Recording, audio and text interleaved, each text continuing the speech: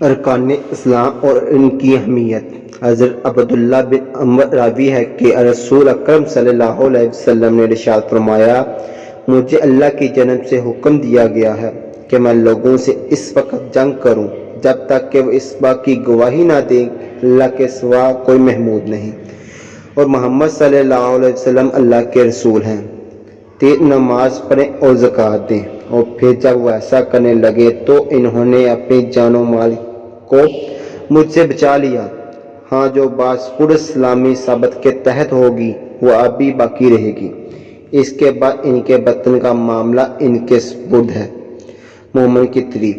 حضرت انس فرماتے ہیں کہ رسول اکرم صلی اللہ علیہ وسلم نے فرمایا، جو آدمی ہماری طرح نماز پڑھے، ہمارے قبلے کی طرف رخ کرے اور ہمارے زمینوں کو کھائے اور مسلمان ہے اور اللہ اور اللہ کے رسول کے عہد و امان میں ہے، بس جو آدمی اللہ کے عہد و امان میں ہے تو اس کے ساتھ عہد شناختی مت کرو۔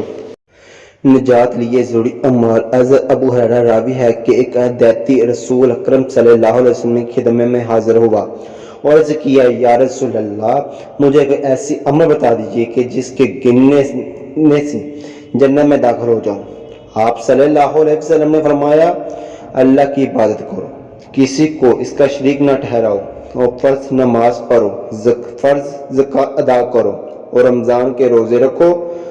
یہ سن کر دیہاتی نے کہا، اس آزاد کی قسم جس کا قصبہ بھی میری جان ہے، میں تو اس پر کچھ زیادہ کروں گا اور نہ اس میں کچھ کم کروں گا۔